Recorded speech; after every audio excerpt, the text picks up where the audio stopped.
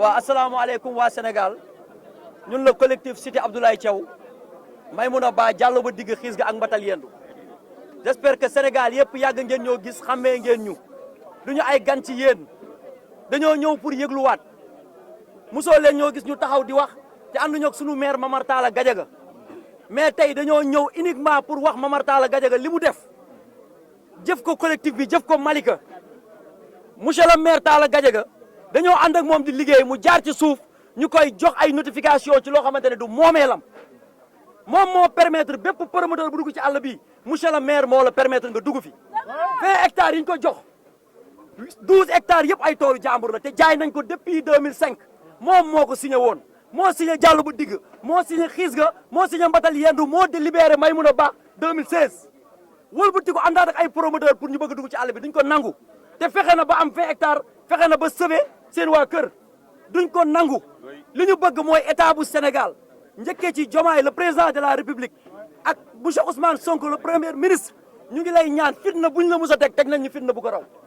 ñu ngi lay ñaan nga ñëw ñu càmbar suufu Malika bi ñun ñii di wax même bu dee dañ cee laal nañu yoon teg loxo jot nañu régler problème foncier Malika bi ay promoteur ñoo fi nekk Cogema Bakary Gadiaga moo ko jiite rakku maire la mu ngay tracé Diallo bu digg ndax dafa am protocole d'accord ak famille maire Njoogu Sow mu ngi toj Maïmouna Ba kenn mënulu ko dara moo fi bàyyi ay policier waa Sablix ñu ngi toj Diallo bu digg ak keneen ak keneen te kenn defu ko ku dul waa cadastre urbanisme ak impôt et domaine depuis boobu Mamadou Gueye ñëw ñu ngi dem di waxtaan ak moom ba signé nañ bépp document nangu wu ñu jox benn notification sunuy notification la ñu bëgg nañ ko jox comme ni mu koy joxee les promoteurs ndax lépp lu waroon a am ci recensement def na ko même commodo incommodo def nañ ko ñu ngi lancé un appel képp ku ñu mën a dimbali na nga génn nga dimbali ñu ñu ngi woo ba woo waa Cambérène naan leen seen i doom ak seen i jarbaat ñoo fi am suuf génn leen ñu xeex coow li commencé nañ tey te duñu bàyyi le 28 dinañ fi dajewaat te pare nañ pour envahir bépp site bu nekk ci zone bi su fekkente ne gouverneur jëlul ay responsabilités am envoyé fi circulaire ñu arrêté suuf si lépp lu ñu gis fii ak dimanche prochain ñun la allahumma salli ala sayyidina ci réew mii di Sénégal fi ñu toll police DSCOS gendarmerie ñoo di couvrir ay saay-saay ñuy lor ay jàmbur ci seen biir alal di toj seen alal DSCOS di ñëw di toj li nga xam ne yaa ko moom police ñu di leen couvrir kan moo leen couvrir préfet sous-préfet gouverneur waaye ñu ngi toog ak autorité yooyu mais saay-saay mu nekkee saay-saay la su amee tenue wala grade wala nomination quel que soit le poste qu'il occupe saay-saay la et je le dis saay-saay la sàcc nag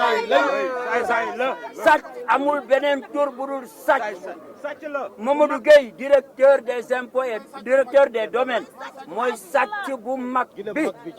parce que booy jël yëfu jàmbur nga ciy jox keneen ay notification wala ay titres yoo xamante ni da nga leen di déposséder di jox keneen di ko antidaté tegu ko fenn te nag pratique bi nekk impôt domaine yàgg nañ ko xam dañuy jël benn titre baa ngi nii suuf du taweeku du bouger ñu def ci beneen titre nga ñëw sa droit réel ñu defal la ko nii ci benn titre tappale lépp ba pare ëllëg ñu changé ko loolu moo fi ne Mamadou Gueye Talla Gadiaga Sablix Aldo Ndiogu Sow kële Cogema Sénélec ñi ñu fi jox ñëpp ci alalu jàmbur lañ leen jox waaye naka lañ mën a admettre li président décrété muy benn décret levé lii pour ñun ñu war ñu doole suñu moomeel Talla Gadiaga y a pas de décret c'est le seul décret qui régit toute l'assiette may ñu waay benn assiette bi président def décret Talla Gadiaga ñëw ni moom daf ci am 20 hectares ñëw téem 20 hectares yi di dagg filawoo yi di jaay di tëbu suuf si di jaay mu nekk carrière muy ñëw ne di agressé environnement bi ñu koy remblayer ak bâtiment yi ñu toji feneen ak feneen loo waaye yéen écologiquement sax waruñu accepter lenn lii dafa war a dak sàcc la tudd muy gouverneur muy ku mën a doon c'est pas le titre ou le grade ou le poste dans l'administration sàcc la ak fu mu mën a ne ak ku ko mën a casé sàcc la président Diomaye président Sonko suñu rankoñ fees na bari na tuuru na wala gaan na Ça fait 5 ans, tous les dimanches, que Dieu fait, nous sommes sur le terrain. Nous disons que nous devons arrêter, nous devons arrêter les filles. Voilà, Descos ak police, c'est-à-dire que nous devons gouverneur wala préfet jox leen pouvoir ngeen ñëw ci biir alalu jàmbur di ko jàpp di ko noot waaye ku ñu buux suuf nga def lu la neex ku ñu jox xaalis nga def lu la neex doos gor ak koo mën a doon jàpp leen ma que je sois en prison jox leen suy alal jigéen ñi sonn nañu dee nañu. Classe Diagne, coordonnateur du collectif Diallo Ba, membre du regroupement des collectifs de la cité Chérif Abdoulaye Thiaw Laye, Mbatal Yendu, Xisga, Diallo Dig, Maïmouna Ba, cité Chérif Abdoulaye Thiaw Laye proprement dit. Fort de 3500 familles, nous sommes là aujourd'hui réunis pour dénoncer l'attitude de certaines autorités étatiques qui ont reçu une instruction de l'ancien président Macky Sall, mais qui n'acceptent jusqu'à présent qui n'acceptent pas de l'appliquer à notre profit. Il y a également un accord entre l'État et les collectifs qui n'a pas encore respecté jusque-là. L'accord, sur cet accord, il est convenu de nous remettre 2500 parcelles. Sur ces 2500 parcelles, 500 bâtiments identifiés en relation avec les services étatiques. Ça a été fait, mais jusque-là, on constate à notre grande surprise la délivrance d'actes individuels délivrés par le service national des domaines. Et certains actes sont également antidatés. Sur un site qui est déjà occupé, qui fait l'objet d'une autorisation de régularisation. Il y a également une interpellation à l'endroit du chef de l'État, qui est le premier administrateur de la République. Nous sollicitons son intervention. On l'a entendu parler du cas de Ndingler. Nous sommes en train de vivre la même situation que les habitants de Ndingler. En termes de superficie, la superficie, les assiettes que nous occupons est supérieure à celle de Ndingler. En termes d'effectifs, nous sommes supérieurs également à l'effectif qui se trouve à Ndingler. En termes de coût, du point de vue économique, le coût d'une parcelle présentement dépasse largement le coût qu'on retrouve en Ndingler. Donc sur ce, nous demandons au président de la République de nous assister. D'abord, on sollicite de sa part l'arrêt immédiat des travaux dans cette zone. L'arrêt immédiat des travaux parce qu'ils sont en train de faire des travaux. Ils sont en train de faire des travaux de terrassement sur un site qui est déjà attribué, sur un site qui est déjà occupé. Après l'arrêt des travaux, que ça soit notifié à toutes les autorités territoriales. Nous sollicitons également du président de la République et de son gouvernement, particulièrement le chef du gouvernement, monsieur le Premier ministre Ousmane Sonko, nous sollicitons de votre part une délégation spéciale parce que le maire est en train de brader de connivence avec certains promoteurs et sa famille qui a déjà vendu l'essentiel des membres des collectifs. Ils ont déjà vendu l'essentiel des membres des collectifs et ils reviennent pour terrasser le même site. En même temps, ils sont en train de démolir des bâtiments. C'est ce qui est en train de se passer. Donc pour des raisons de sécurité, pour des mesures de sécurité, pour des raisons d'équité, d'égalité et, n'est-ce pas, de considération de notre nationalité, nous, parce qu'on ne se sent plus sénégalais.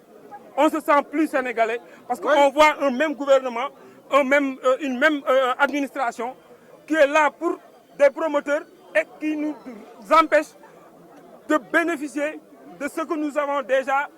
ce qui nous a été déjà attribué par le chef de l'État. Donc, nous disons basta, basta. En tout cas, on ne va pas accepter que ces sociétés que je vais lister, Stablix, le maire de la commune de Malika, Talla Gadiaga, Kogema, qui est une coopérative dirigée par le frère du maire, qui a eu un accord avec une autre partie de la même famille du maire, sous la supervision du sous-préfet de Malika. Ils sont en train de marcher sur des cadavres. Ils sont en train d'anéantir un investissement qui date de très longues années. Donc nous sollicitons vraiment l'aide du président de la République, son soutien, parce qu'on l'a vu se prononcer sur le cas de Ndingler. Il a un cas similaire, il n'a qu'à nous montrer carrément la volonté qu'il avait déclarée au moment où il était dans l'opposition. Donc nous remercions l'ensemble des membres des collectifs. Nous remercions aussi ceux qui sont dans l'administration et qui nous ont soutenus durant toute la période-là. Ils reconnaissent les injustices qui sont en train d'être faites par leurs collègues. Mais pour certains, ils ne peuvent rien faire pour le bénéfice carrément des collectifs. Nous vous remercions. Oui. Je voudrais m'adresser singulièrement à d'illustres autorités de ce pays.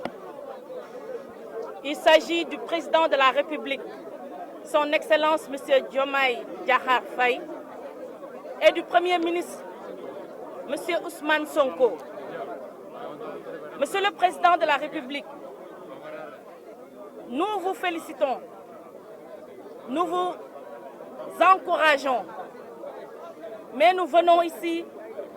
pour vous demander une chose. Nous vous avons entendu parler de problèmes de Ndingler, mais je voudrais vous dire, entre surface arable de Ndingler et les surfaces d'habitation de la cité Chérif Abdoulaye Thiaw Laye,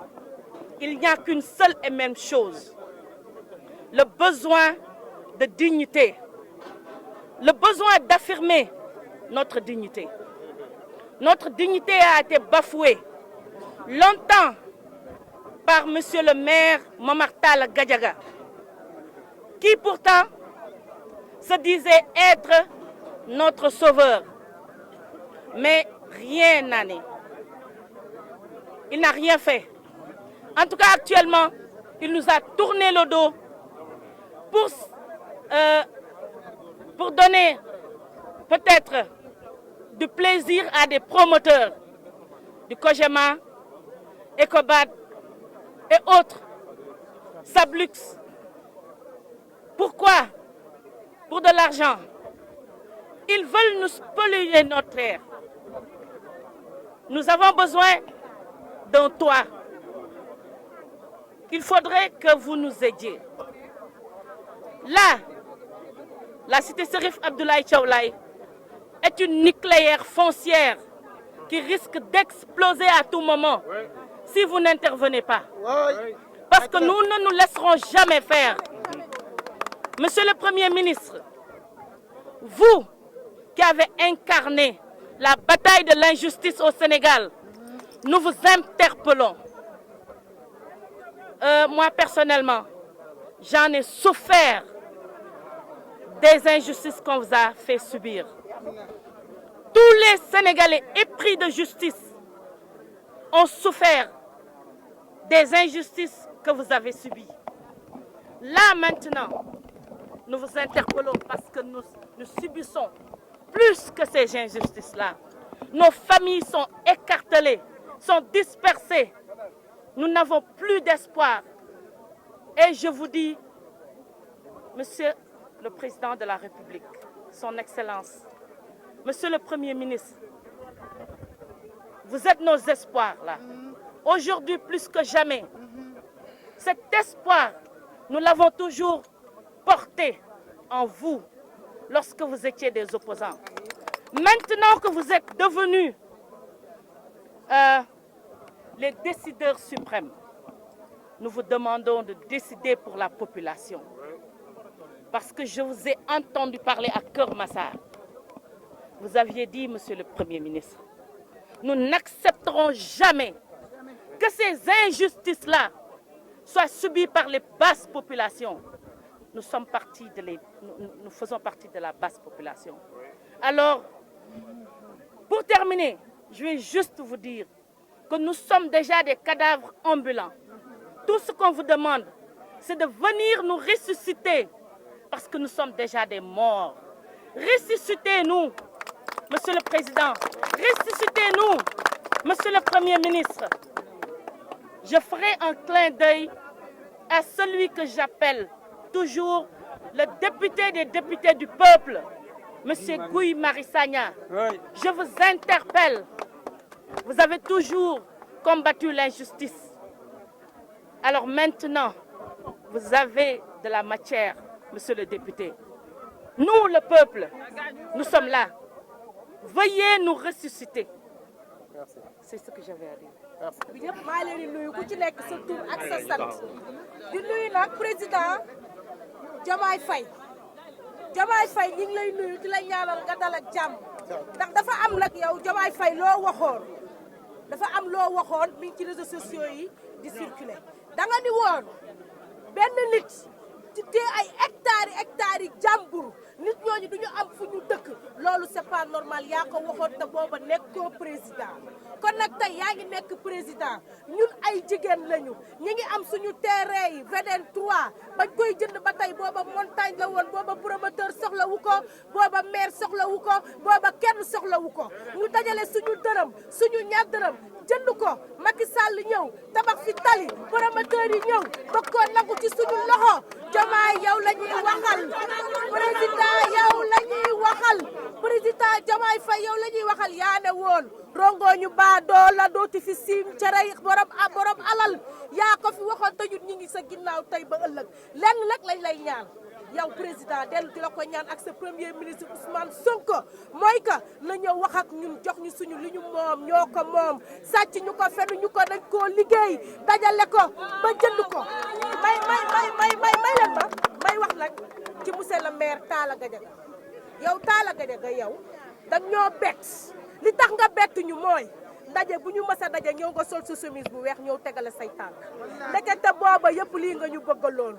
yow Aldo duma wax say wax ndax yow fu ne xëccoo nga yow loo lekk rek yow pour yow dara la jikk Mor Saw kii Njoogu Saw yow moom yow da ngaa foog ne yow suuf yëpp sa maama ko moom yow da ngaa foog ne suuf yëpp Saw la sant ba yow foo dégg suuf rek war nga faa mën a dem xëccoo yéen promoteurs yi laay waxal ak directeur impôt et domaine yow mi ne woon dajale leen seen këyit yi ñu dajale ko jox la ko ngay signé ci suuf dëgg ci sa tànk ngir di ko jox ñeneen dama bëgg yéen laay waxal waa impôt et domaine ngeen xool ne ñun ñi ay jigéen lañu te soxla nañu suñu yëf ay jigéen lañu dañoo sonn ñaata atu yàlla ñu ngi ci topp ci ngor topp ci teey topp ci sutura ñun musuñoo xeex musuñoo xuloo musuñoo takk ba ndëgër waaye nag fi mu nekk nii comme Njoogu Saw dafa ñëw bëgg a nangu suñu lii ak Aldo heure bu xëyee costume sol cravatam ñëw wut taxaw ak ay administratif taxaw ak ay gendarme taxaw ak ay policier pour lan suuf boo xamante ni ñun ñoo ko moom ñun ñoo ko liggéey ñàkk ko ñii ku ñu xëy yaa ngi jaay Dakar yaa ngi jaay déem yaa ngi jaay madd suñu benn doom amatul éducation ndax seen ndey bu ñu xëyee ñu ngi ci àll bi góor ñi amatuñu jar seen dool bu ñu xëyee ñu ngi wut ba dajale ba am fi lii yow Njoogu Saw Aldo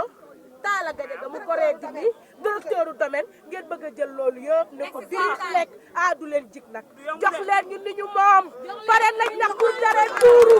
pare nañ nag pour xeex pare nañ pour ba takk fetal jóg merci jërëjëf may leen xale bi nee na